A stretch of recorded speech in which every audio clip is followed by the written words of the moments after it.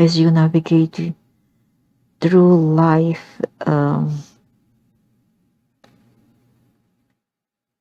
with newfound clarity.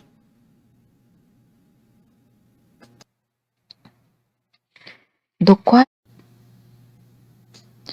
resonates deeply with ancient narratives and the interplay between light and shadow within the spiritual realm. The spirit's whisper of a time when this region was a focal point for mystical energies, where sacred sites served as conduits for both divine light and dark forces. In these lands, tales persist of beings who have been bound or confined through powerful rituals, often linked to the duality of creation itself. Now, what I see here is that I see the ancient Americas whereby there existed Atlantis. And I see Lucifer as a focal point there, playing a role there against tyranny. I'm not sure, perhaps trying to exert power there, but his brother in Leo, also known as the eagle being, the feathered serpent, he wouldn't allow it. Okay, so there were certain feud between family among those Anunnakis family, whereby they fought for power on earth. And Leo could as well be Yahweh, Yahweh, all those figures, religious figures. He's in various religions. As an icon, he's portrayed as a god in many religions. Iconic personalities. So what I can see here is that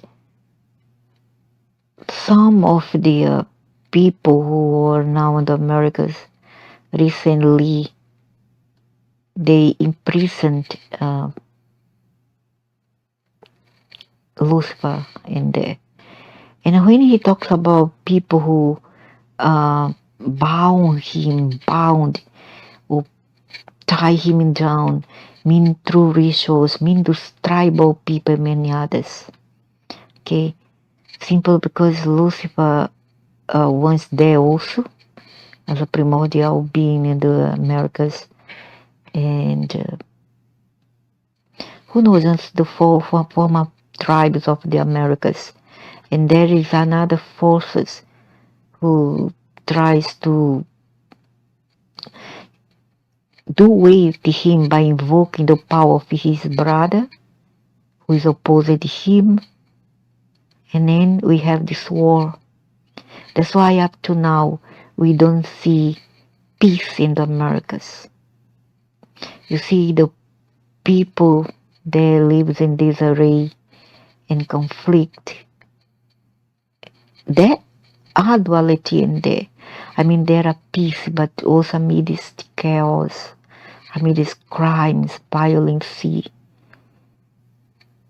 as well as there are in Africa, in Asia, etc., Middle East, etc. Why? Because I know there are forces behind all that. Okay? Forces pulling on strings, making it happen. And also because without sometimes war or fight or chaos, there will be no order in the end. Sometimes people has to be what they aren't in order to make things happen. Although it's best to solve things in the pacific, peaceful way rather than amidst chaos. So here how I view it. There were forces opposing Lucifer and binding him there.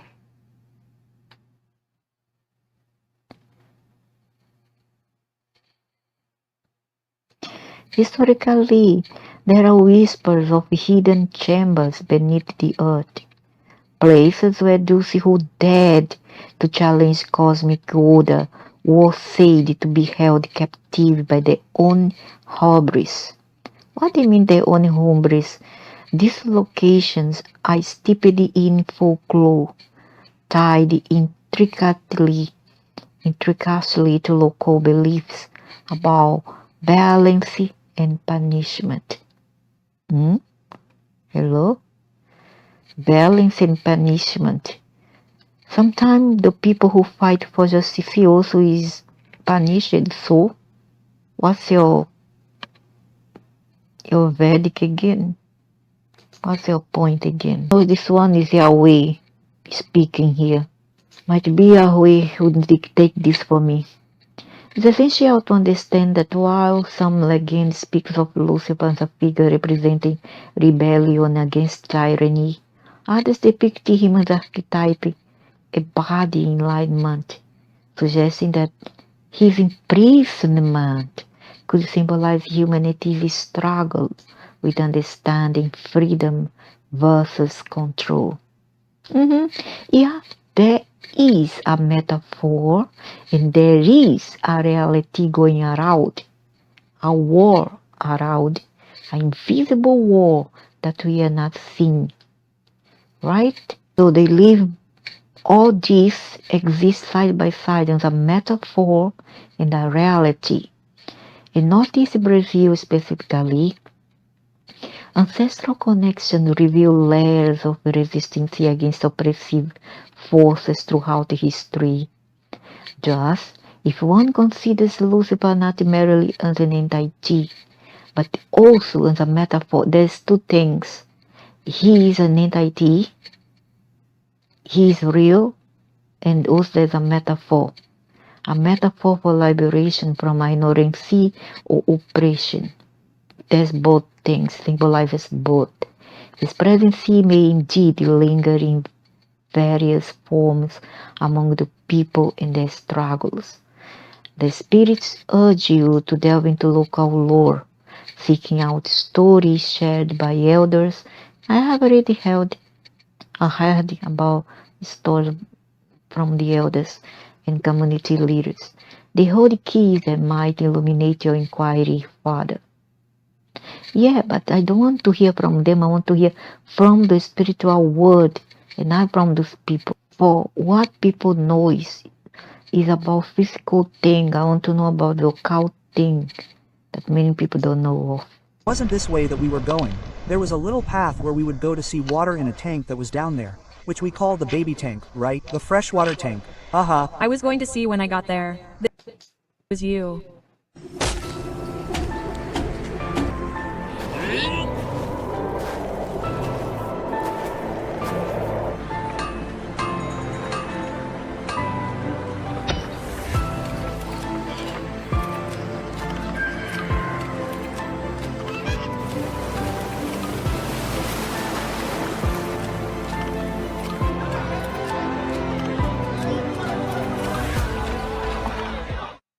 I'm going to tell mine for me while it's Francisco Justin Nadal. Nickname, he has a nickname for Fair.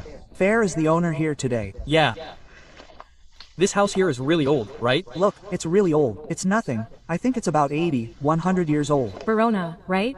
So you bought it recently? Yeah, it was. Yeah, I've never seen anything haunted around here. I don't want to. Just get mad. I've been coming here at night for a while now.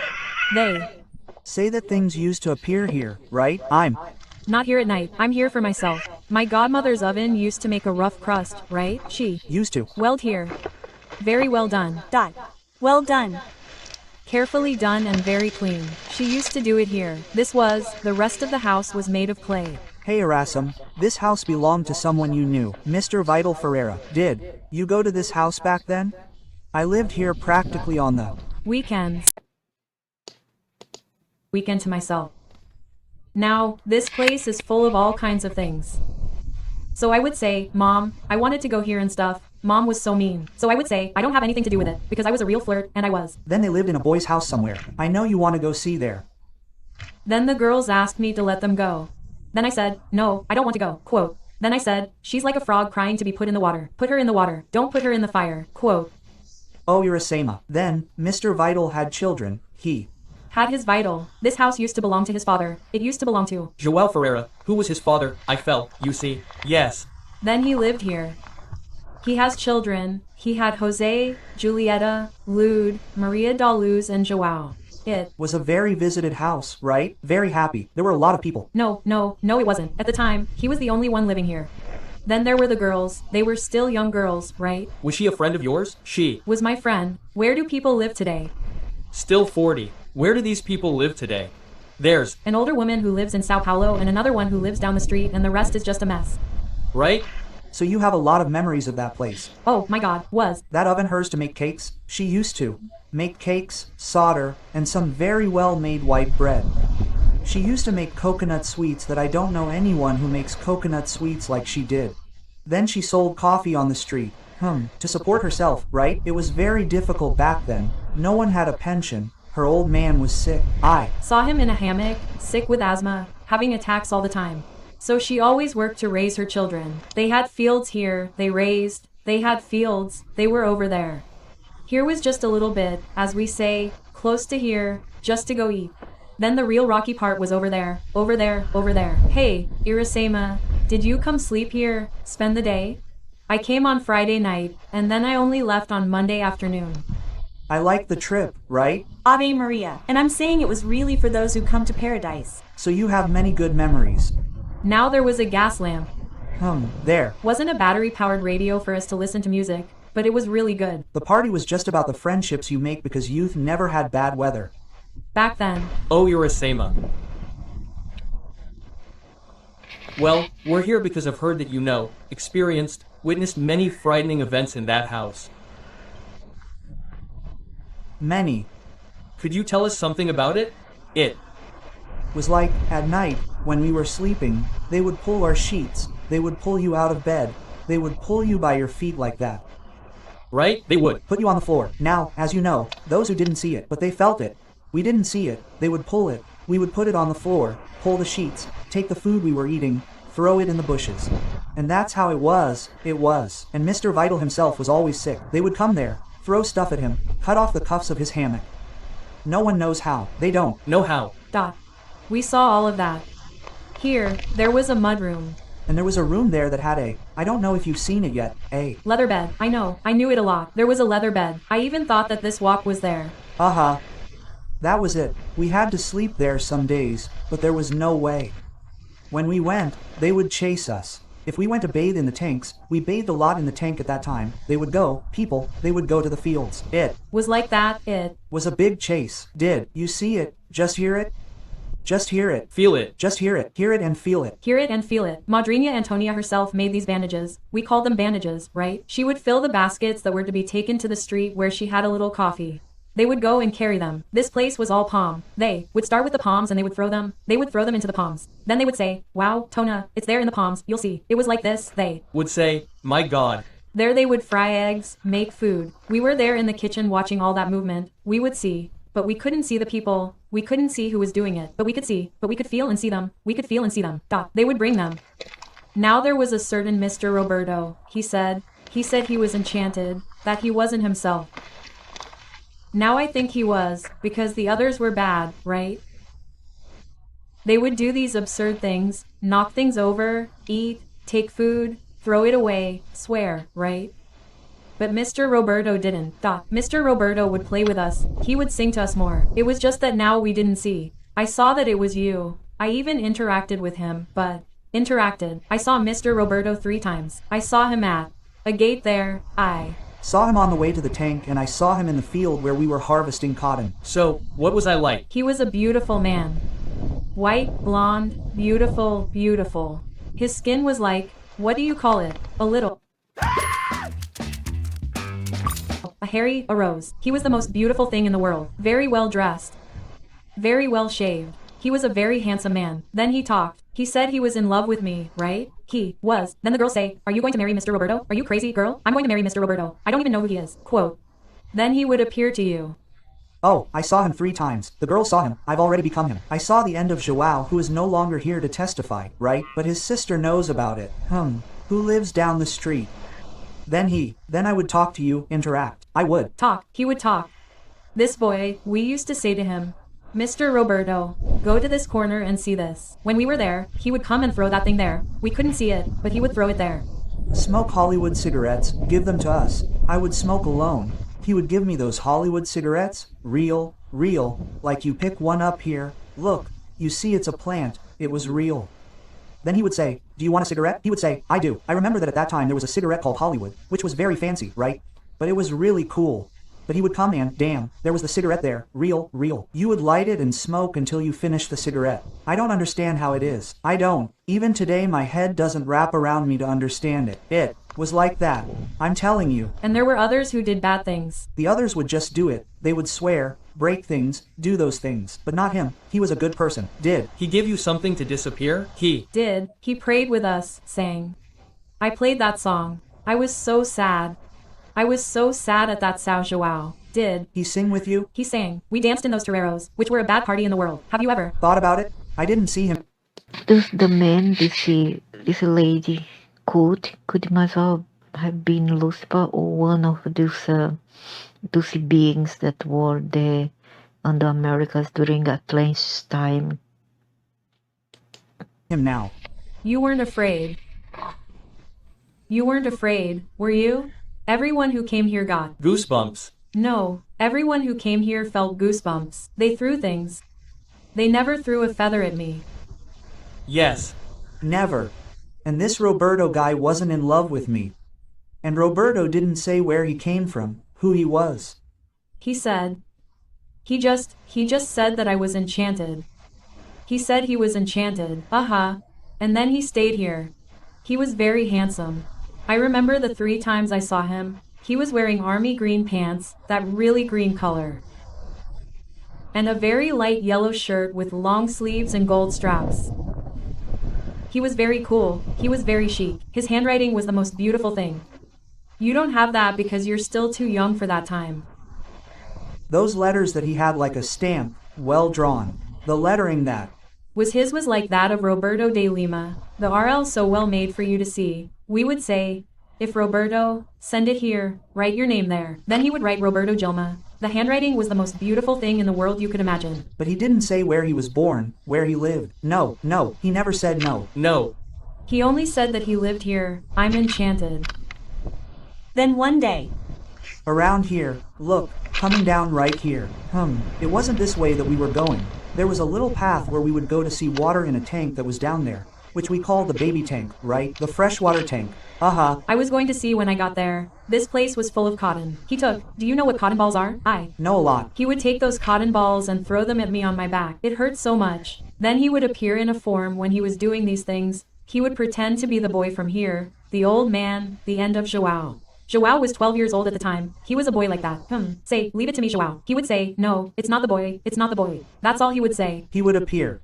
And throw those things at my back, come day. Then I said, leave it to me, you disgusting thing. I'm going to take a shower. I'm going to tell Mr. Vital Joao that you're coming after me. He says, it's not Joao, it's not the boy, it's not the boy, it's not. Quote. Then when I got here, right at the door of the house, he picked up those cotton chasubles. Do you know what they are, don't you? Then he gave me 9 of those cotton chasubles and asked me to keep them for 9 days. This being could be Lucifer or scientific people from the America, from Atlantis, give her cotton buds to keep, not a leaf but cotton buds. And he sometimes would take a form of a boy that she knew, a little boy, and he would play trick on her and throw things at her. So she's now quoting when he gave her the cotton buds to keep for 9 days. It's specified here. So I went, people are very young. They don't care about anything, right? I went, threw them in a pantry that they had, which had this leather bed, like I told you. 3, 4, 5 days went by. Then I went and swept them. He picked up those cotton chasubles. Do you know what they are, don't you? Then he gave me. 9 of those cotton chasubles and asked me to keep them for 9 days. So I went, people are very young. They don't care about anything, right? I went, threw them in a pantry that they had, which had this leather bed, like I told you. 3, 4, 5 days went by. Then I went and swept them up, picked them up. Oh, I'm going to throw this crap in the trash. So I swept everything up. It's in the trash, friend. He cried a lot and kept Crying and crying. Just Lou, why did you do that? I was listening. I was so close to freeing myself. Why did you do that? Now I'm going to see another 100 years like that. So at the end, when he found out that she had threw the cotton pods, he asked her why did you throw it away? And then he started to cry incessantly, and he said, now I have to stay imprisoned another 100 years. From then on I didn't see them anymore. I didn't have any more contact. I didn't have any more contact with that creature. I don't know what he was. A thing, a mystery. I don't understand. I still don't understand. I only know how to do like that man in the movie. I just know that it was like this. We would ask, where are you from? I'm so and so, and what are you doing here? Then they would say those bad words. We would pray. They wouldn't let us pray. Now, Mr. Roberto, no, sir. He would interact with us in everything we did. To play, to dance, to talk, to pray. We would say, Mr. Roberto, we had boyfriends that so and so is doing this and that, and it wasn't real. So I was dating a guy there. Then one day I said, where's Luia who didn't come here today, Mr. Roberto? He said he's dating Pena. Then I said, forget lying. We all said, oh, okay. Then we went out on the street in the afternoon, right? We were going inside here. When I got to the street, the first thing I saw was Luis and this girl sitting there in that little church. It's ugly. Then he said, I told you. I didn't tell you. We knew. So he would foresee things and tell her about her boyfriend cheat on her with her friend. Knew everything they did. He said to us, hey, Irasema, and those who were evil, they didn't reveal anything to you. Imagine being able to build anything. Just They. For example, when did they die? Where did they live? There was one who didn't, and then there was one who was from that place. He just said, I'm so and so Teodosio. He said, I'm from the Fortune. I said, Mr. Vittorio, what are you doing here? That Vittorio was very ignorant. Yes. Shameless. Then he. Oh, Irasema. These people lived in this house and put up with this situation and managed to do it. Now, this was not straightforward, you know? And the days that they showed up here, the hours that they showed up here, did. This happened during the day or only at night? All the time. All the time. All the time. Now at night they did this. We couldn't sleep. They disturbed us. They kept pulling the sheets, pulling the bed, shaking Maria's hammock. They shook her hammock so much that it almost fell over. We said, Maria is dead. She didn't wake up. No. She. Fuck, then it was just me and Luda who were left. We saw. Those who disturbed often at areas like that with vegetations or forest or whatever are elementals. They too work for Lucifer. Oh. It was like this. Look, they never chased me in anything. Not. At all. Only if Roberto was around and I was everywhere. Like he said he was going to marry me. Oh, my God. Then he had a son. He was living right there at the entrance. They wouldn't go there at all. Because then for you don't go to Pippia's house, Mr. Roberto. Not that she calls names a lot, so. Sometimes the girls on the street would be more vital. So I would go there to get something like that. You know that when we're short like that, we live like that in this sector, in this region, when we're short of something, we always go to the neighbor's house, right? To see if they have Pippia to borrow. We would go there to see that there. He would only go as far as, like the entrance of the yard when he arrived. Oh, he still doesn't go anymore, Mr. Roberto, not that she calls names. So when I came he would come back more. He didn't like it. He didn't like it, it was like that. Irasema, how long did this keep appearing? While people lived here, or did there come a certain time when it stopped appearing anymore? No, like, when we lived here, there were a lot of is, and then they left to live there on the street. But it still remains today. There were people who came here and came things. There were people who even doubted. He came here and was haunted. My father, really. One of them said that this was a lie. He came Here one day and ran away haunted. I think that's why they ended it, sold it. They never revealed where they lived. Only the one you said was from the fortune. He said it was fortune. And there was another one that revealed. And there was another one that one day. He spoke to me. I heard his voice, right? Saying that he wanted us. I saw a shadow like this on top of the wall, you know, as if it were a person walking. Then I said, who are you? Quote. Then he said, I am Moses, who was from that people of. Then I said, and you, what do you want? He said, I want you to go and celebrate a mass for me to take communion. Then I asked where he was. He had a very ugly speech, a very bad speech. Then I got home and said to my mother, Mother, this so-and-so, this and this happened. Quote, the mother came to do it with him. Mother said, I imagine, son, when he was alive he already spoke. He had already spoken badly. Imagine now. So your mother knew him when he was? She knew him. Don't. You know what he died of? No, I don't. No. But at that time people didn't know what, right? There was no diagnosis. Yeah.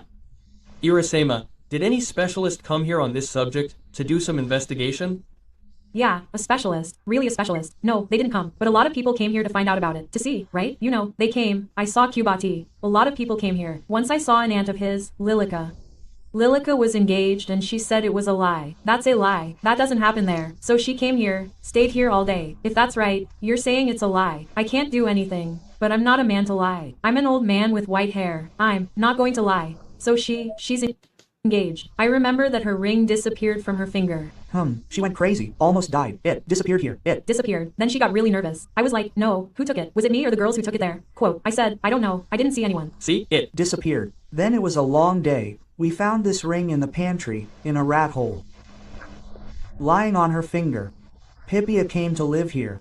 Her husband started building a little house there. A mud house. That's what we called it back then. So he started building it, and then she sent people to bring the stuff here, because it was all very difficult, right? She brought it on the donkey. She started bringing it and keeping it here so that when she saw it, it would be easier, right?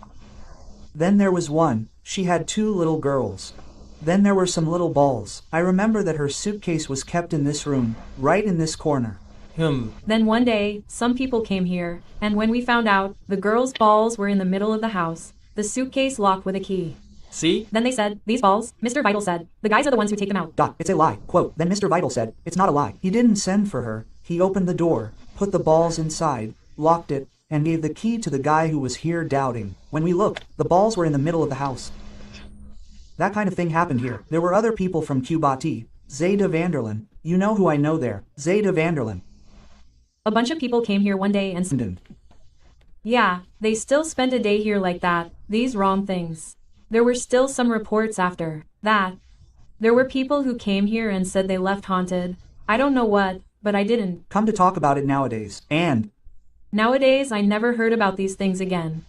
Then the day I met Mr. Roberto, I was coming from the street to here one day, Monday morning, I was coming alone. Then when I got there, there was the little house where Zay Mr. Vital lived, and it had a gate that went right there, where there was that Angelica corridor tree that had a gate that we also set a little path inside. On this side of the drought, we went to a tank that is there downstairs. When I got to the gate, there was this very polite gentleman. Were you coming alone? He was the only one. Very polite. It was the first time you saw him? The first time, he was very handsome. He opened the gate for me and closed it.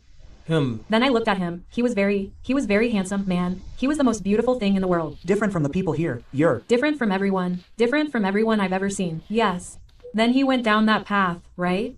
And I kept watching. Suddenly he was going down, and then I didn't see him anymore. When I got here, I said, Maria, there was a very handsome man there at the gate. I told her the story, told her what he was wearing and so on.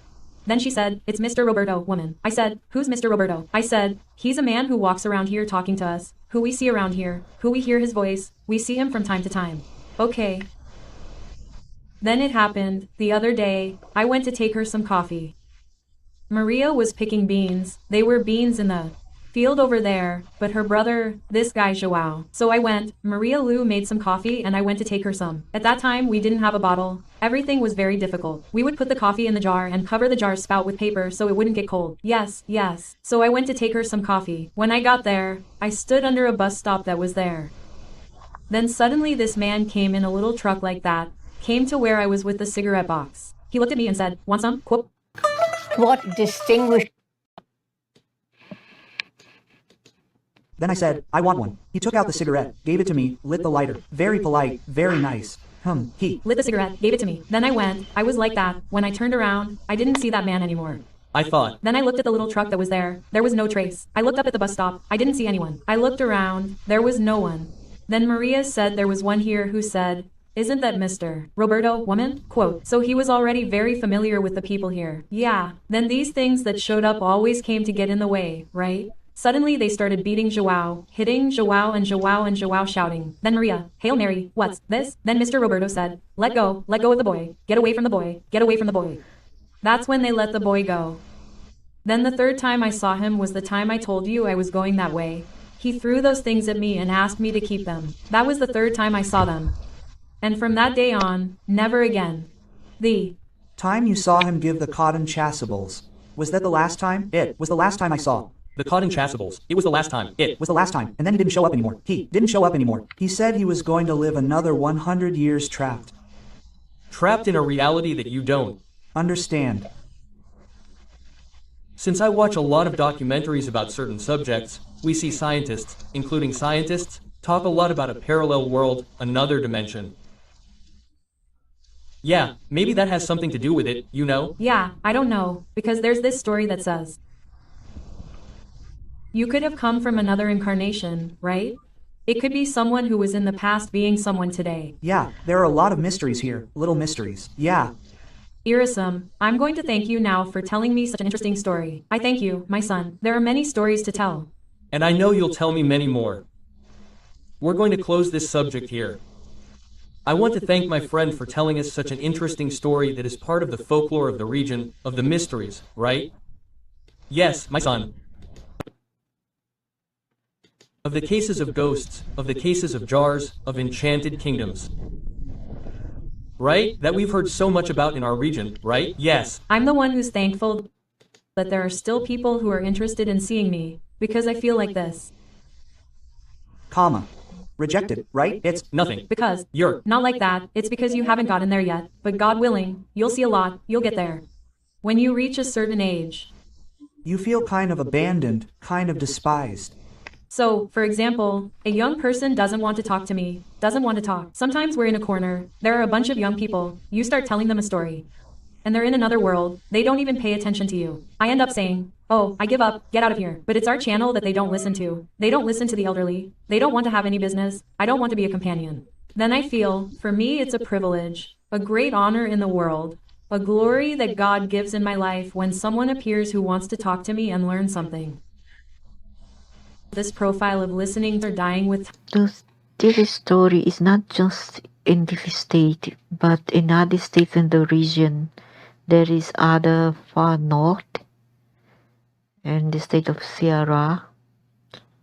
There are others in Pernambuco, which is very close, about 4 hours from here by car. And these regions are just immersed, filled with mystery,